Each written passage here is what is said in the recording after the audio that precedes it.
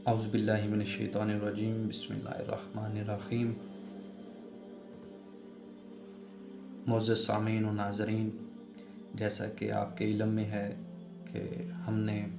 قرآن کریم کے ترجمہ و تفسیر کا ایک باب شروع کیا ہے، جس میں اللہ رب العزت سے دعا ہے رب یسر ولا تعسر وتمم بالخیر۔ اللہ پاک ہمیں اس پر قائم رکھے تاکہ ہم اس کو تکمیل تک پہنچا سکیں۔ شروع کرتا ہوں اللہ پاک کے بابرکت نام کے ساتھ۔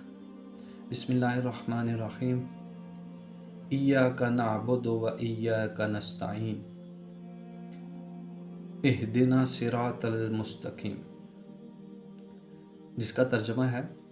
ہم صرف تیری ہی عبادت کرتے ہیں اور تجھ ہی سے مدد چاہتے ہیں، ہمیں سیدھی اور سچی راہ دکھا۔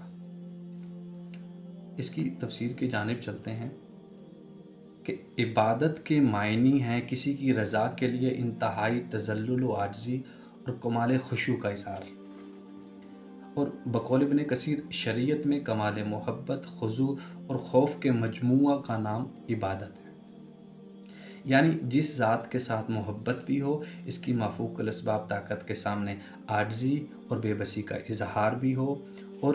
اسباب مافوق اور مافوق الاسباب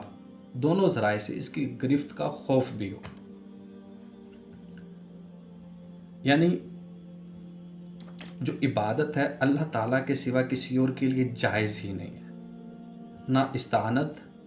اور نہ عبادت، یہ دونوں چیزیں کسی اور کے لیے جائز نہیں ہیں۔ لیکن جن لوگوں کے دلوں میں شرک کا روگ ہوتا ہے نا، وہ مافوق الاسباب اور ما تحت الاسباب استعانت دونوں کے فرق کو نظر انداز کر دیتے ہیں اور عوام کو مغالطے میں ڈال دیتے ہیں کہ دیکھو جب ہم بیمار ہوتے ہیں تو ڈاکٹر سے مدد حاصل کرتے ہیں، بیوی سے مدد حاصل کرتے ہیں، اور ڈرائیوروں اور دیگر انسانوں سے بھی مدد کے طالب رہتے ہیں۔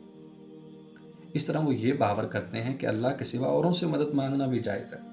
حالانکہ اسباب کے ماتحت ایک دوسرے سے مدد چاہنا اور مدد کرنا یہ شرک نہیں ہے، یہ تو اللہ تعالیٰ کا بنایا ہوا نظام ہے، انسان ایک دوسرے کی مدد کرتے ہیں۔ جیسا کہ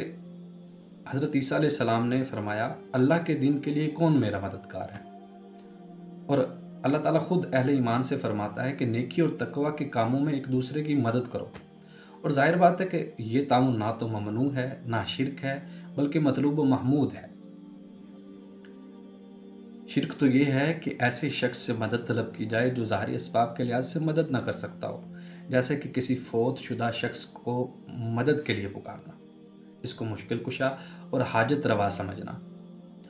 اور دور و نزدیک سے ہر ایک کی فریاد سننے کی صلاحیت سے بہرہ ور تسلیم کرنا، اور خدائی صفات سے متصف ماننا، اس کا نام شرک ہے۔ تو توحید کی 3 اقسام ہیں، ان کے بارے میں بھی انشاءاللہ یہاں پہ ہم بات کرتے ہیں۔ تو توحید کی 3 اقسام ہیں: توحید ربوبیت، توحید الوہیت اور توحید صفات۔ توحید ربوبیت کا مطلب ہے اس کائنات کا خالق، مالک، رازق اور مدبر صرف اللہ تعالیٰ ہے، اور اس کو مشرکین بھی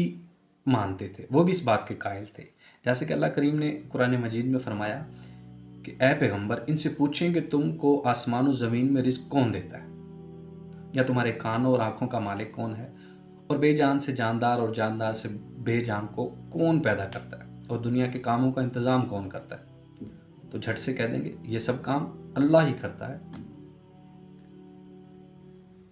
توحید الوہیت یہ توحید کی دوسری قسم ہے، اور اس کا مطلب ہے کہ عبادت کی تمام اقسام کا مستحق صرف اور صرف اللہ تعالیٰ ہے،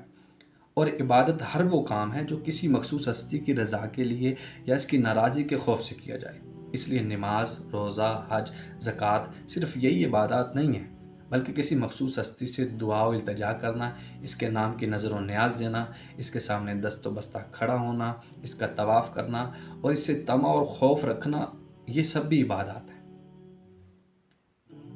اور تیسری قسم ہے توحید صفات، جس کا مطلب ہے کہ اللہ تعالیٰ کی جو صفات قرآن مجید اور احادیث میں بیان کی گئی ہیں، اس کو بغیر کسی تعویل اور تحریف کے تسلیم کرنا، اور وہ صفات اس انداز میں کسی اور کے اندر نہ ماننا۔ مثلا جس طرح اس صفت کے علم غیب یا دور اور نزدیک سے ہر ایک کی فریاد سننے پر قادر ہے، یہ صرف اللہ تعالیٰ کر سکتا ہے۔ تو اللہ رب العزت سے دعا ہے کہ اللہ پاک ہمیں شرک سے بچنے اور توحید کو سمجھنے کی توفیق عطا فرمائے۔ اب ہدایت کی بات کرتے ہیں۔ ہدایت کے کئی مفہوم ہیں۔ راستے کی طرف رہنمائی کرنا، راستے پر چلا دینا، منزل مقصود پر پہنچا دینا۔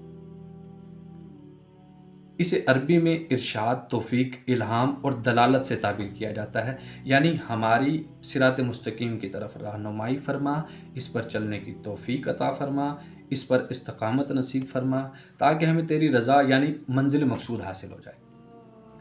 یہ صراط مستقیم محض عقل،